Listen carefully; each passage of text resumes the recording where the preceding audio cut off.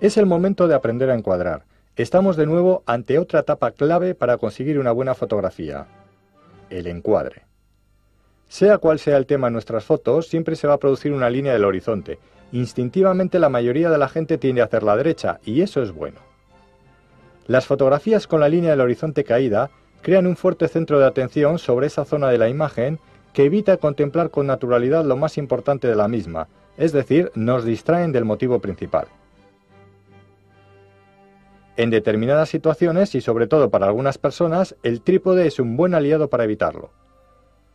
Cuando nos situamos delante de un motivo, tenemos que aprender a decidir rápidamente si nos interesa este sobre todo o tal vez también lo que le rodea. Este pequeño análisis resulta muy interesante y fácil de hacer. Si lo practicáis, veréis como muchas veces lo único que interesa de verdad es el motivo. Entonces no lo dudéis, deberéis acercaros más, o bien a pie o bien cambiando la focal, y llenar vuestro encuadre con él.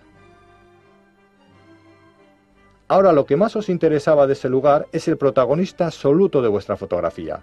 Nada va a distraer ni nada va a desmerecer aquello que os interesaba porque le habéis dado todo el espacio que merecía. En cambio, si no lo hacéis así, eso que era tan interesante tiene que compartir espacio con otras cosas de mucho menor interés. Como resultado, tendremos una fotografía mediocre. Habrá un punto fuerte en la imagen y otro sin apenas interés. Hay ocasiones en las que el motivo y lo que tiene cercano es interesante o va muy bien con el motivo principal. Entonces, sin dudarlo, abriremos el encuadre y dejaremos que ambos elementos se repartan el protagonismo de la imagen. Una cosa es llenar encuadre y otra cosa muy diferente, atosigar. Para evitar esto tenemos que aprender a dejar un margen proporcional entre los objetos y los marcos de nuestra fotografía, es decir, tenemos que dejar que los objetos respiren.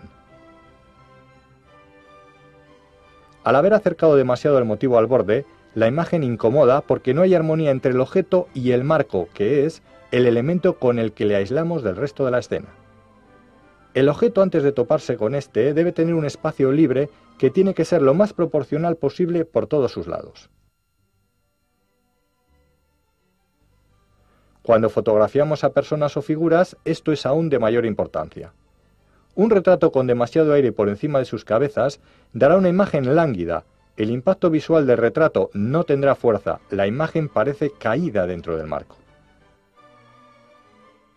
Si por el contrario cerramos mucho este sobre el sujeto, la imagen aparece comprimida, parece estar encajonada. En cambio, un ajuste proporcional del marco de nuestra foto produce una imagen muy armónica donde cada cosa está en su sitio y cada elemento cumple a la perfección su función. A la hora de realizar una fotografía tenemos tres tipos diferentes de encuadre: el encuadre horizontal, el encuadre vertical y el encuadre inclinado. Lo normal es que apliquemos un encuadre horizontal o vertical a la escena que tengamos para captar más o menos cantidad de la misma. Sin embargo, tenéis que saber que cada uno de ellos transmite un estado psicológico distinto que, si se sabe utilizar bien, puede servir para dar un doble lenguaje a nuestras fotografías.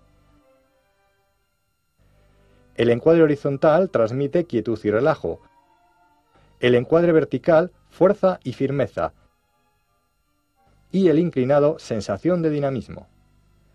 Con esta técnica no solo mostraremos un bello lugar, sino que además podremos transmitir también la sensación de tranquilidad que produce utilizando un encuadre horizontal.